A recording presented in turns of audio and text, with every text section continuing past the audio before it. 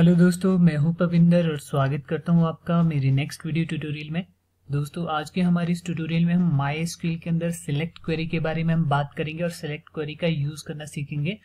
तो आइए चलिए शुरू करते हैं। दोस्तों, लास्ट वीडियो में मैंने आपको इंसर्ट इनटू क्वेरी के बारे में बताया था, जिसका यूज़ करके मैंने डेटाबेस में आपको किस तरह से डेटा इंसर्ट किया जाता है वो चीज़ सिखाई थी।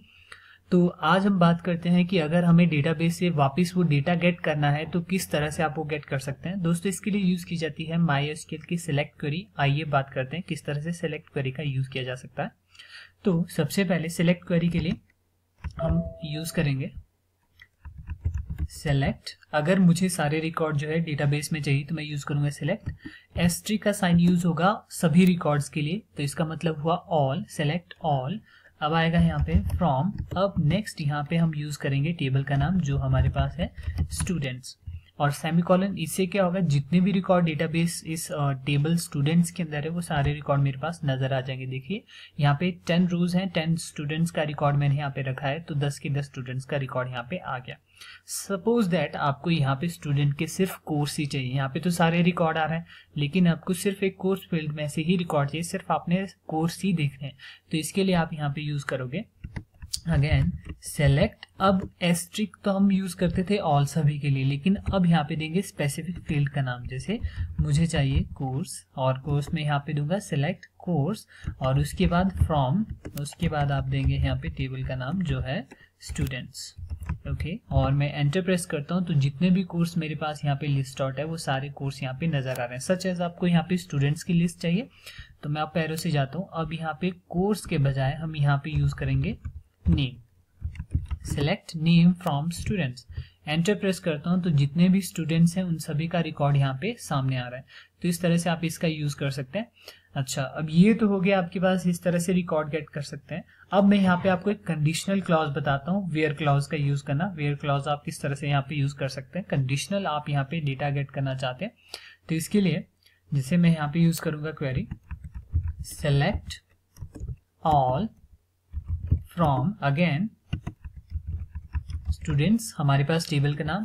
अब यहाँ पे कंडीशनल, मुझे सारे रिकॉर्ड तो चाहिए टेबल स्टूडेंट्स वाले टेबल से, लेकिन कौन से, वही हम यहाँ पे कंडीशनल लगाते हैं। इसके लिए आप लगाओगे कंडीशन वेयर वाली, वेयर। अब यहाँ पे कंडीशन में पुट करता हूँ कोर्स के ऊपर कि मुझे सारे रिकॉर्ड चाहिए टेबल में से, लेकिन केवल वही जिनका कोर्स क्या है, मैं यहाँ पे देता हूँ BCA है ये चीज। तो यहाँ पे वेयर क्लॉज क्या काम कर रहा है, यहाँ पे ये सभी रिकॉर्ड्स लेके तो आएगा, लेकिन यहाँ से केवल वही रिकॉर्ड सामने मुझे आ जाएंगे जिनका जो कोर्स है वो क्या है, इक्वल्स टू BCA।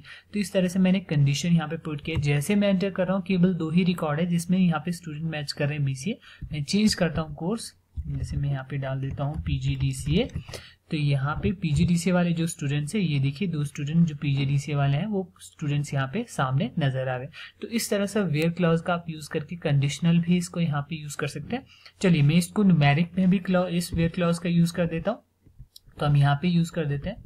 मैं यहाँ से इसको डिलीट कर देता हूँ, ये तो मैंने टेक्स्ट के ऊपर बताया। अब यहाँ पे डाल देते हैं where ID is greater than 5। तो अब ये क्या करेगा, जहां पे ID जो है हमारे स्टूडेंट्स की जो ID है ग्रेटर देन 5 है, केवल वही रिकॉर्ड सामने नजर आ जाएंगे। ये देखिए 6, 7, 8, 9, 10 केवल वही रिकॉर्ड आ रहे हैं जिनका जो ID है ग्रेटर देन है 5 से। तो वेयर क्लॉज का यूज करके इस तरह से आप कंडीशनल आप जो है इसको यूज कर सकते हैं, और जो भी रिकॉर्ड आपको चाहिए कंडीशन वाइज आप यहाँ से रिकॉर्ड ला सकते हैं। अब इनको ऑर्डर वाइज भी अगर आप रिट्रीव करना चाहते हैं तो हम इनको ऑर्डर वाइज भी रिट्रीव कर सकते हैं। तो ऑर्डर वाइज रिट्रीव करने के लिए आप यहाँ पे अगेन सेलेक्ट, यही आप क्वेरी यहाँ पे यूज कर रहे हैं, सेलेक्ट ऑल फ्रॉम स्टूडेंट्स। अब यहाँ पे ऑर्डर बाय, ये क्वेरी ऑर्डर, अगर आप इसको किसी एक पर्टिकुलर ऑर्डर में इसको रिट्रीव करना चाहते हैं, ऑर्डर बाय। अब किसके बेस पे आप ले जा रहे हैं, जैसे मैं नेम के बेस पे ले जाता हूँ, बाय नेम इनको सॉर्ट करता हूँ। और असेंडिंग ऑर्डर में चाहिए तो आप ASC इसका यूज करोगे असेंडिंग ऑर्डर के लिए। मैं जरा यहाँ पे एंटर प्रेस करता हूँ, ये देखिए सारे रिकॉर्ड असेंडिंग ऑर्डर में आगे हैं, but by name ADMNP then R then S। मैं इसी चीज को अगर डिसेंडिंग ऑर्डर में चाहता हूँ तो DESC आप इसका यूज करोगे, और जैसे मैं एंटर हिट करता हूं तो जो भी मेरे पास यहाँ पे रिकॉर्ड आ रहे हैं वो डिसेंडिंग ऑर्डर में यहाँ पे आपके पास नजर आ रहे हैं। तो इस तरह से सिलेक्ट क्वेरी का आप यूज करके इनकी ऑर्डर वाइज भी चेंज कर सकते हो। जो भी मैं इनको वेयर क्लॉज के साथ इन दोनों चीजों को रिट्रीव करना चाहते हैं तो आप दोनों को भी यूज कर सकते हैं। देखिए कैसे, select all from again table name students, अब ID where ID is greater than 5 and then again order by, और हम किसके ऑर्डर वाइज, बाय नेम, और असेंडिंग ऑर्डर में ले आते हैं इनको ASC। ये देखिए मैंने यहाँ पे आईडी वाला क्लॉज भी वेयर क्लॉज भी लगा दिया और इसको सॉर्टेशन भी परफॉर्म कर दी। जैसे मैं क्या हो गया यहाँ पे दिक्कत, वेयर आई ओ यहाँ पे ओ बी हो गया, ORDER, where ID equal greater than 5 and एक और क्लॉज आप यहाँ पे लो, and ORDER order by name and ascending. क्या दिक्कत है ओके चलिए, हमारे पास यहाँ पे दिक्कत ये आ रही थी क्योंकि मैं यहाँ पे एंड यूज कर रहा था तो और ऑर्डर बाय का भी यूज कर रहा था। एंड आप उस केस में यूज करोगे जब आपको मल्टीपल कंडीशन लगानी है। आइए देखते कैसे। तो मैं यहाँ पे यूज करूंगा select all from, again table का नाम आएगा स्टूडेंट्स, पहली चीज where clause ID is greater than 5। अब मैं दूसरा कंडीशन, तो दूसरी कंडीशन के लिए आप यहाँ पे पुट करोगे एंड, अब यहाँ पे आएगी अगली कंडीशन। अगली कंडीशन मेरे पास है course is equal to PGDCA, then अब आएगा ऑर्डर बाय नेम, हमारे पास जो फील्ड है नेम और ASC। ये देखिए इसमें मैंने यहाँ पे क्या किया है, सेलेक्ट किया है सारे रिकॉर्ड स्टूडेंट्स टेबल से जहां पे आईडी हो ग्रेटर देन 5 और कोर्स और PGDCA, और उनको असेंडिंग ऑर्डर में ले आइए। ये देखिए केवल एक ही स्टूडेंट यहाँ पे गेट हुआ है जो ग्रेटर देन है 5 जिसकी आईडी है और कोर्स जिसका PGDCA, केवल इसी तरह से रिकॉर्ड यहाँ पे नजर आ रहे हैं। अगर आप यहाँ पे यूज करना चाहते हैं सिर्फ एक ही कंडीशन तो मैं यहाँ पे एंड और इस PGDCA इस कोर्स को हटा दूंगा और यहाँ पे simply where ID is greater than 5 और order by name ascending order.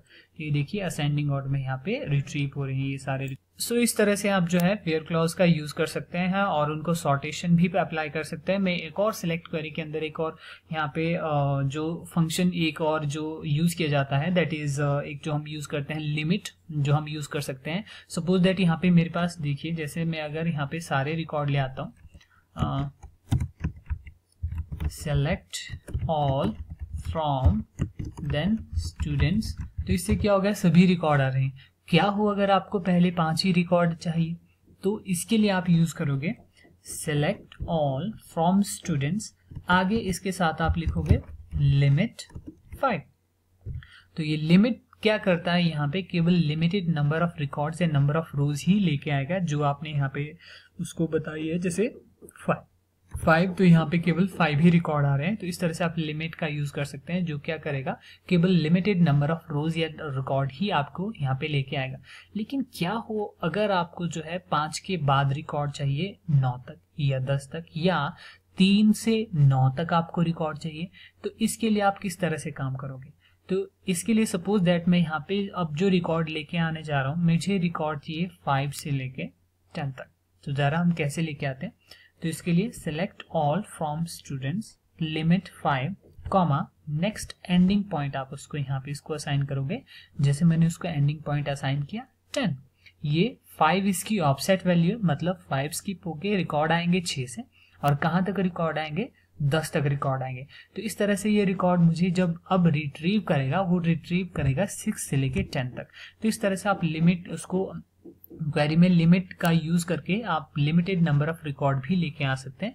तो इस तरह से आप यूज कर सकते हो। होप दोस्तों आपको जो है सिलेक्ट क्वेरी के बारे में काफी हद तक मैंने क्लियर किया होगा, जो भी इसकी फंक्शनिंग रहती है, किस तरह से काम करते हैं, जो भी इसके वेयर क्लॉज है, किस तरह से आप इनको यूज कर सकते हो।